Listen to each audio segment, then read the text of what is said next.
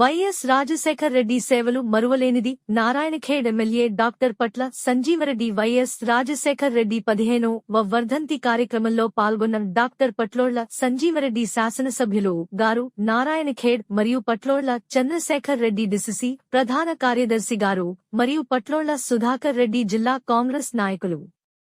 నారాయణఖేడ్ నియోజకవర్గం స్వర్గీయ పట్లోళ్ల కిష్టరెడ్డి మాజీ శాసనసభ్యులు గారి స్వగృహంలో ఉమ్మడి ఆంధ్రప్రదేశ్ మాజీ ముఖ్యమంత్రి డాక్టర్ వైఎస్ రాజశేఖర్ రెడ్డి 15వ వర్ధంతి కార్యక్రమంలో పాల్గొన్న డాక్టర్ పట్లోళ్ల సంజీవరెడ్డి శాసనసభ్యులు గారు, నారాయణఖేడ్ మరియు పట్లోళ్ల చంద్రశేఖర్ రెడ్డి డిసిసి ప్రధాన కార్యదర్శి గారు మరియు పట్లోళ్ల సుధాకర్ రెడ్డి జిల్లా కాంగ్రెస్ నాయకులు పాల్గొన్నారు.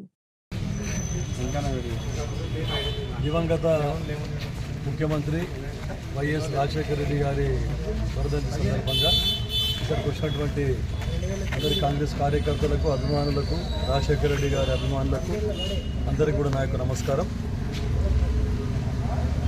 ముఖ్యంగా ఆయనను స్మరించని దినం ఉండదు వైఎస్ రాజశేఖర రెడ్డి గారిది. ఎందుకంటే మన ఆంధ్రప్రదేశ్ రాష్ట్రంలో అసలు కాంగ్రెస్కు మనుగడ ఉందా లేదా, మళ్ళీ కాంగ్రెస్ అధికారంలోకి వస్తుందా లేదా అని అన్నప్పుడు సుదీర్ఘ పాదయాత్ర చేసి ఎంతోమంది అందరి సమస్యలను, అన్ని వర్గాల వారి, రైతులు, విద్యార్థులు, నిరుద్యోగులు అందరి సమస్యలను అందరినీ తెలుసుకొని తర్వాత అందరి అభిమానాన్ని చూరగొని కాంగ్రెస్ ప్రభుత్వాన్ని సాధించడం జరిగింది. కాంగ్రెస్ ప్రభుత్వం రాగానే రైతులందరికీ లాభం చేకూరే విధంగా మొట్టమొదటి సంతకం ఉచిత విద్యుత్ మీద పెట్టే ఘనత మన కాంగ్రెస్ ప్రభుత్వానికి, రాజశేఖర రెడ్డి గారికి దక్కిందని చెప్తాం. ఈరోజు ఎన్నో పార్టీలు మేము ఇస్తా ఉన్నాం, అది ఇస్తా ఉన్నాం చెప్పుకుంటా ఉన్నారు, కానీ ఉచిత విద్యుత్ ఇచ్చిన ఘనత కేవలం కాంగ్రెస్ ప్రభుత్వానికి, రాజశేఖర రెడ్డి గారికి దక్కుతుందని చెప్పబడుతుంది. ఇవే కాదు, ఎన్నో కార్యక్రమాలు మీరు చూసిన ₹2 కిలో బియ్యం గతంలో రాజశేఖర రెడ్డి గారు మన ఎన్టీ రామారావు గారు ఇస్తే దాన్ని చంద్రబాబు తీసేయడం జరిగింది. దాని తర్వాత రాజశేఖర రెడ్డి గారు మళ్ళీ ఒకసారి ఎలక్షన్ మేనిఫెస్టోలో లేకున్నా కూడా అందరికీ లాభమయ్యే విధంగా ₹2 కిలో బియ్యం ఇవ్వడం జరిగిందని చెప్పి చెప్తాను. మళ్ళా 200 ఉన్న పెన్షన్, ₹70 ఉన్న పెన్షన్ని 200 రూపాయలుగా చేసిన ఘనత. ఆ రోజుల్లో అదే 200 ఎక్కువ, ఈరోజు 2000 ఇచ్చినా కూడా అసలు ఎంపీకి సరిపోతలేదు. ఆ రోజు ఉన్న ద్రవ్యోల్బణం పై నుండి ₹200 ఆ పెన్షన్ పెంచిన ఘనత కూడా రాజశేఖర రెడ్డి గారికి దక్కింది. ఆ రోజు కుటుంబంలో భార్యకు, భర్తకు ఎంతమంది వృద్ధులు ఉంటే అంతమంది కూడా ఇవ్వడం జరిగింది. ఇదొకటే కాకుండా పారిశ్రామీకరణ కూడా చేయడం జరిగింది ఎన్నో. తర్వాత రాజీవ్ గాంధీ ఇంటర్నేషనల్ ఎయిర్పోర్ట్ తెచ్చిన ఘనత, ఔటర్ రింగ్ రోడ్ తీసుకొచ్చిన ఘనత, ఇవన్నీ కూడా మన కాంగ్రెస్ ప్రభుత్వం రాజశేఖర రెడ్డి గారు ముఖ్యమంత్రి ఉన్నప్పుడే చేయడం జరిగింది. తర్వాత బీదోళ్లకు వైద్యం గురించి ఆరోగ్యశ్రీ కూడా తీసుకొచ్చింది. ఎందుకంటే ఆరోగ్యశ్రీ తీసుకురావడం కూడా రాజశేఖర రెడ్డి గారి ఘనత, కాంగ్రెస్ పార్టీ ఘనత అని చెప్పి చెప్తా ఉన్నాం. తర్వాత మళ్ళా మైనార్టీ సోదరులకు అందరికీ 5% రిజర్వేషన్లు ఇవ్వడం జరిగింది. కాంగ్రెస్ పార్టీ తరఫున మనం చట్టం పాస్ చేసి, చట్టం పెట్టి 5% రిజర్వేషన్లు ఇవ్వడం జరిగింది. కాకపోతే సుప్రీంకోర్టులో 4%కే దాన్ని రిస్ట్రిక్ట్ జరిగింది. దాంతో ఎంతోమంది డాక్టర్లు, ఇంజనీర్లు, ఇతరత్ర ఎన్నో రిజర్వేషన్లు లబ్ధి పొంది మైనార్టీ సోదరులు మంచి పొజిషన్లో ఉండడానికి కారణం ఈరోజు వైఎస్ రాజశేఖర రెడ్డి గారని చెప్పక తప్పదు.